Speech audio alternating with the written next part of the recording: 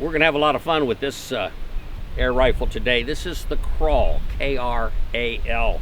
It's made in Turkey, and I found it to be a very efficient air gun. But let me tell you about the fun targets we're gonna be shooting at.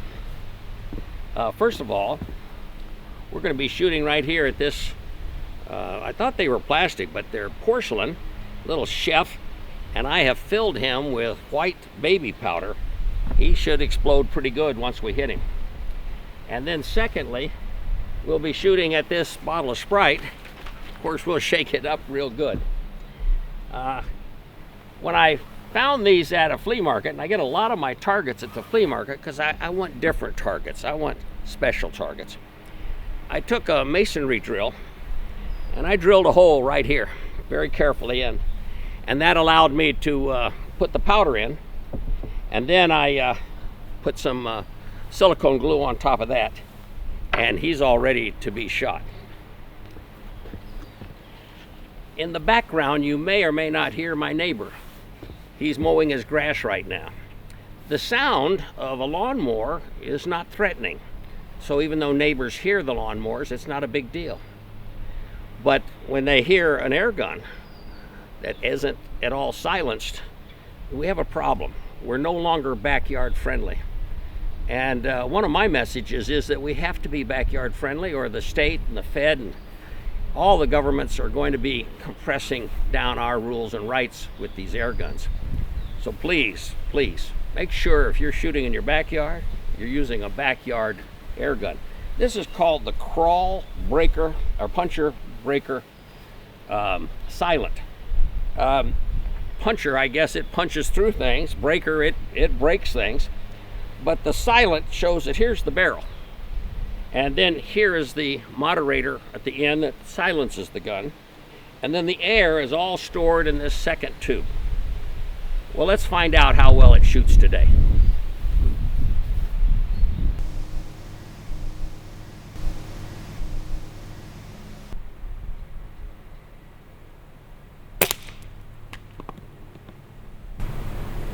Well, so much for a French chef cook. Let's see what we can do to that Sprite bottle.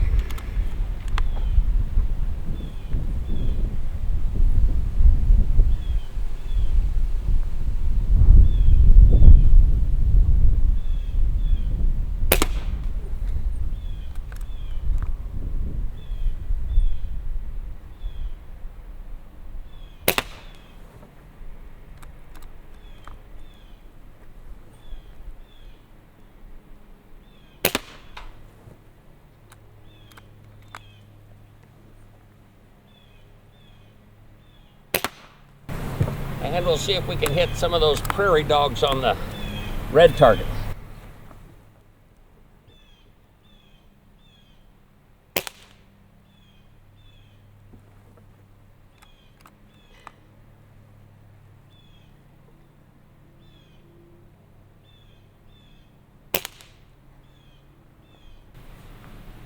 One of the nice things about this Kral, and it's the same on Benjamin's, they've got this nice rotary magazine that's easy to see while you're shooting, and you know just how many pellets you have left. In this case, I'm also using a red dot scope instead of the traditional scope for a rifle scope, and I'm getting a nice red dot on the targets down there. We'll see if I can't hit that cowbell.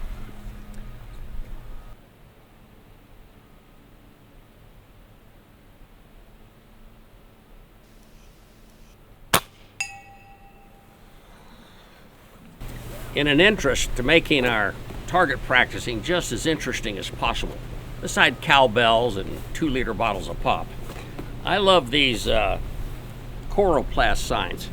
The coroplast comes from the name corrugated plastic, and people use them for signs all the time. After elections, the losers never go back and get theirs. But I like them to be black, like so. I like to have a nice black background. Now once I have it painted, I love these Birch Casey type targets, with an exception. I like to put them in the sign and rub them down as you see here. But there's something else that I find that's just as important. First of all, when you're shooting at 50 and 60 and 85 yards as I have here, these little numbers can start to look like pellet holes. So I like to blacken them out while I still am making them. I even like to take out the manufacturer's name so that there's nothing on there except pellet holes when I'm done. The pellets go through, and of course there's some stickies that will cover the former holes for you. You'll find pellet holes coming out on the backside. No big deal. These things last for hundreds and hundreds of rounds. So one of these targets, which is easy to pull up at one range and go to another range, can last you a long, long time.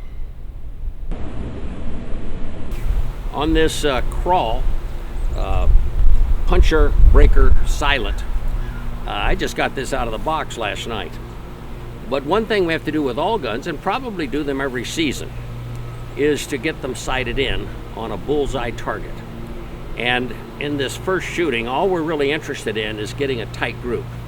A tight group tells us really how good the rifle is and how good the barrel is. After we get that tight group, now we can make adjustments any way you want. I'm not using a scope, I'm using a red dot. But if I was using a scope, it's kind of windy today, 5 to 10 mile an hour gust. And that's where a mil dot scope comes in, a military scope with dots horizontally, because I know at certain ranges, and I usually put a piece of tape on my buttstock here that tells me what 5 mile an hour, 10 mile an hour winds do to a bullet at different ranges.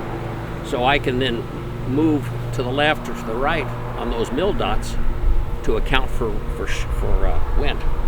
Nonetheless, a little windy today. Let's see how this gun sights in. I'll be shooting at the target on the upper left.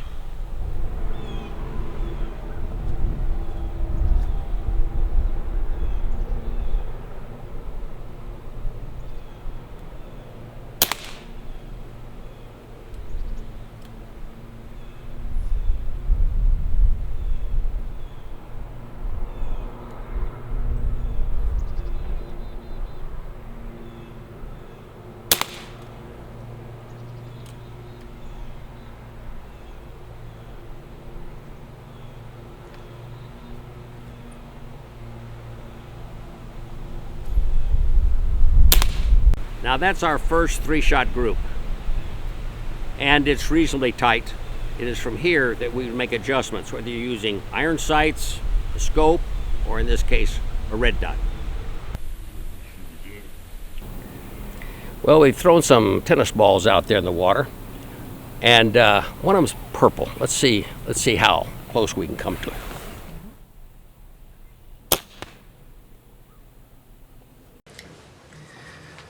Well, allow me to share some of the features of this Kral puncher breaker. Kral is made in Turkey. This air rifle industry of ours is really global. So we have Benjamin Crossman making guns here in America with parts in China, etc. We have Kral and Hatson making them in Turkey. We have a host of manufacturers in Europe, because in Europe, air gunning is quite popular. It's been around a while. Germany and England making many. Italy's a big place where pellets are made, by the way, but it's a global industry. In this particular rifle, it's a bullpup design, and bullpup designs come in a lot of rifles, real powder guns and air guns. And back here, where the bolt action is and the magazine fits, normally would be up here. But they've slid the entire process back here so that it's very close, and they've shortened the gun. But what they didn't do was shorten the barrel, and that's important. You want the barrel to be as long as possible. The longer the barrel, as a general rule, the more accurate the rifle. Kral turns out to be a turkey name, and I don't know that this is true or not, but I was told that it's their word for ping. Ping is one of the three sounds that comes out of an air gun, and that's when the hammer hits back here and creates a ping sound. It's quite easy to hear because your ear's right up to that. So they've called it, if you will, the ping gun. The second sound comes as the pellet escapes the barrel. That's where you get a bang, often with powder guns, but even with air rifles, unless they have a modulator. We use the word modulator because silencers aren't legal.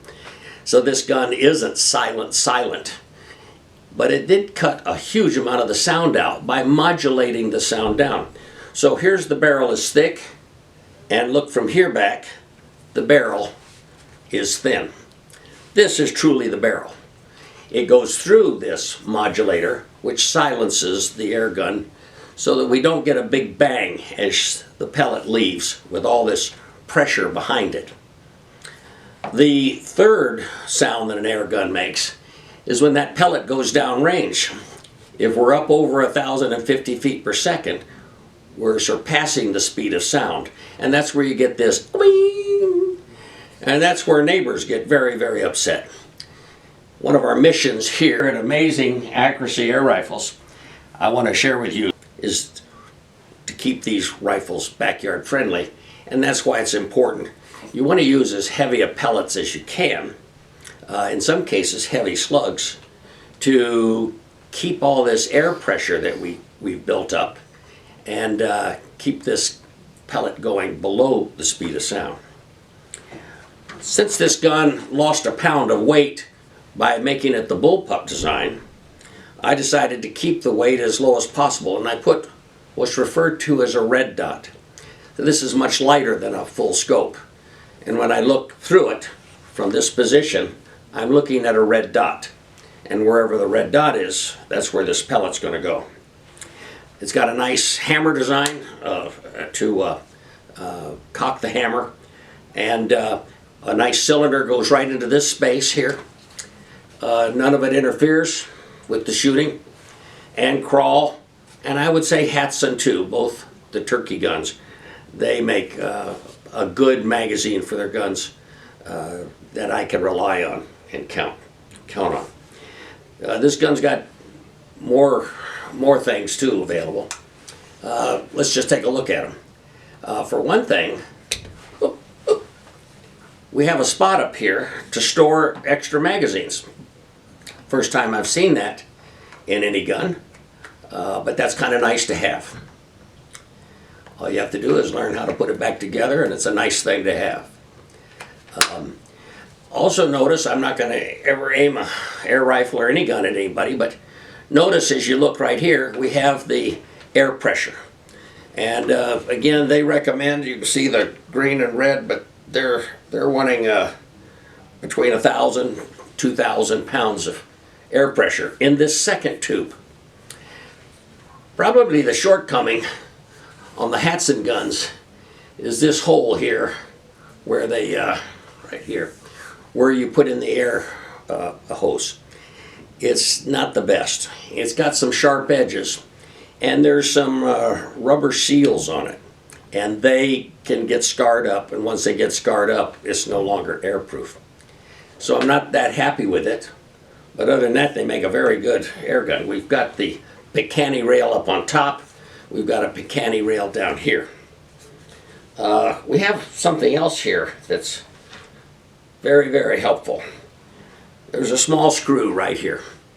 And this screw, unlike a lot of air rifles, allows you to turn it and increase the air pressure or decrease the air pressure.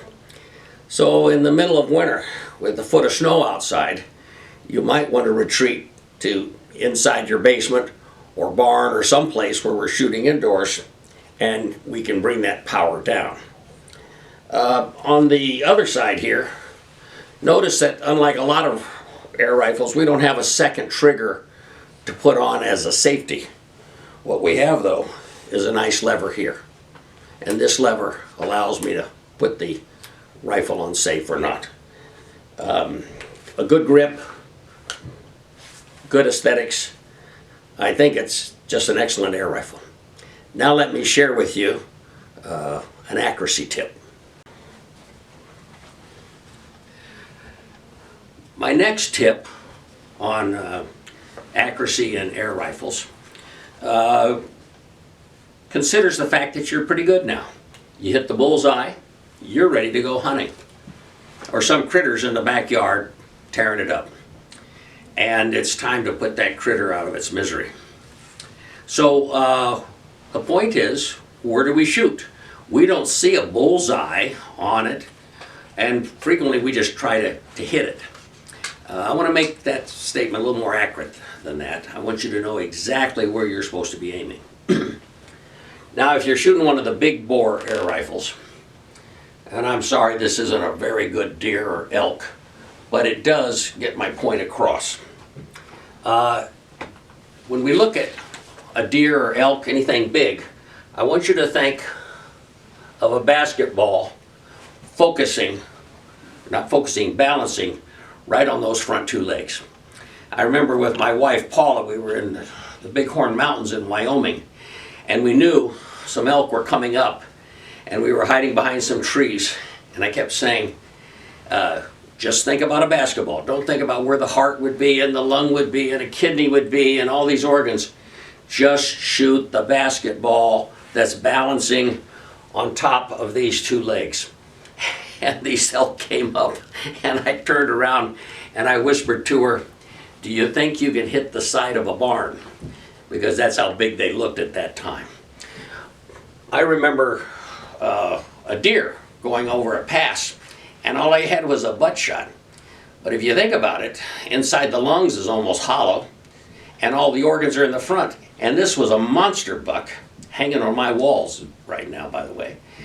And so I took a butt shot and went right up, still shooting for the basketball on the front legs, but I'm on the backside. This time, instead of blowing the lungs in or the heart in, I'm blowing him out. He dropped right on the crest of that hill. Often, we don't do headshots with powder guns because we're going to mount the head. We don't want the head messed up from a headshot. So we purposely try to stay away from headshots. But I see a lot of videos on YouTube where they're going for a headshot. They think it's the best, the quickest, that puts the animal out of its misery. And it might. But you know, the slightest amount of wind, the slightest amount of a last minute movement, and we missed it.